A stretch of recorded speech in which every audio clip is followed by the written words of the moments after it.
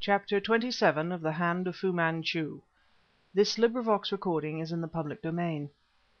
The Hand of Fu-Manchu by Sax Rohmer. Chapter 27. Room with the Golden Door. One night, early in the following week, I sat at work upon my notes, dealing with our almost miraculous escape from the blazing hashish house, when the clock of St. Paul's began to strike midnight. I paused in my work, leaning back wearily, and wondering what detained Nayland Smith so late. Some friends from Burma had carried him off to a theatre, and in their good company I had thought him safe enough. Yet, with the omnipresent menace of Fu-Manchu hanging over our heads, always I doubted, always I feared, if my friend should chance to be delayed abroad at night. What a world of unreality was mine in those days! Jostling as I did commonplace folk in commonplace surroundings, I yet knew myself removed from them, knew myself all but alone in my knowledge of the great and evil man, whose presence in England had diverted my life into these strange channels. But, despite all of my knowledge, and despite the infinitely greater knowledge and wider experience of Nayland Smith, what did I know, what did he know, of the strange organization called the Si Fan, and of its most formidable member, Dr. Fu-Manchu? Where did the dreadful Chinaman hide, with his murderers, his poisons, and his nameless death agents? What roof in broad England sheltered Karamaneh, the companion of my dreams, the desire of every waking hour? I uttered a sigh of despair when, to my unbounded astonishment, there came a loud rap upon the window pane. Leaping up, I crossed to the window, threw it widely open, and leant out, looking down into the court below. It was deserted. In no other window visible to me was any light to be seen, and no living thing moved in the shadows beneath. The clamour of Fleet Street's diminishing traffic came dimly to my ears. The last stroke from St. Paul's quivered through the night. What was the meaning of the sound which had disturbed me? Surely I could not have imagined it? Yet, right, left, above and below, from the cloisteresque shadows on the east of the court to the blank wall of the building on the west, no living thing stirred. Quietly I reclosed the window, and stood by it for a moment listening. Nothing occurred, and I returned to the writing table, puzzled but in no sense alarmed. I resumed the seemingly interminable record of the Si Fan mysteries, and I had just taken up my pen when two loud raps sounded upon the pane behind me. In a trice I was at the window, had thrown it open, and was craning out. Practical joking was not characteristic of Nayland Smith, and I knew of none other likely to take such a liberty. As before, the court below proved to be empty. Someone was softly rapping at the door of the chambers. I turned swiftly from the open window, and now came fear. Momentarily the icy finger of panic touched me, for I thought myself invested upon all sides. Who could this late caller be, this midnight visitor who rapped, ghostly, in preference to ringing the bell? From the table drawer I took out a Browning pistol, slipped it into my pocket, and crossed to the narrow hallway. It was in darkness, but I depressed the switch, lighting the lamp. Toward the closed door I looked, as the soft rapping was repeated. I advanced, then hesitated, and, strung up to a keen pitch of fearful anticipation, stood there in doubt. The silence remained unbroken for the space perhaps of half a minute. Then again came the ghostly rapping. "Who's there?" I cried loudly. Nothing stirred outside the door, and still I hesitated. To some who read, my hesitancy may brand me childishly timid, but I, who had met many of the dreadful creatures of Dr. Fu-Manchu, had good reason to fear whomsoever or whatsoever rapped at midnight upon my door. Was I likely to forget the great half-human ape, with the strength of 4 lusty men, which once he had loosed upon us?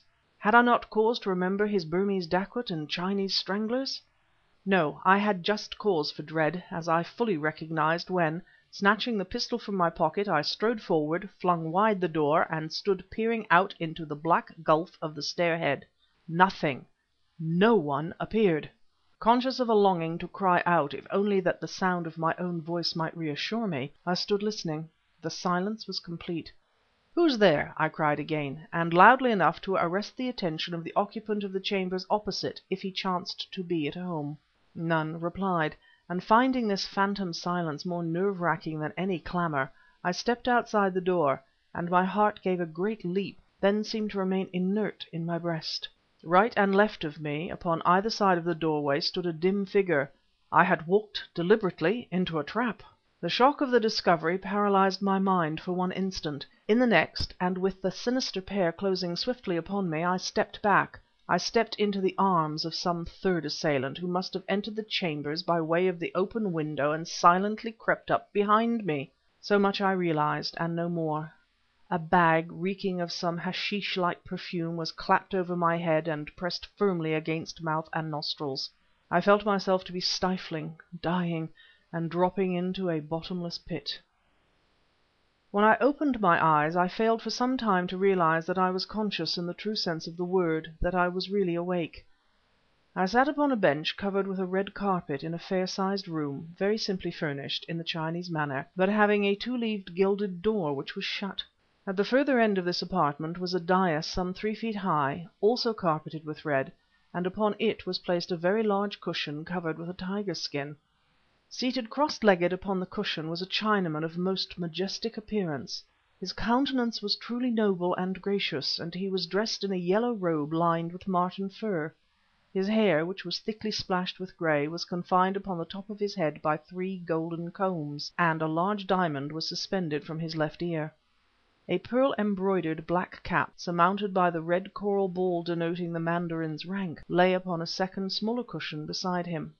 Leaning back against the wall, I stared at his personage with a dreadful fixity, for I counted him the figment of a disarranged mind. But palpably he remained before me, fanning himself complacently, and watching me with every mark of kindly interest.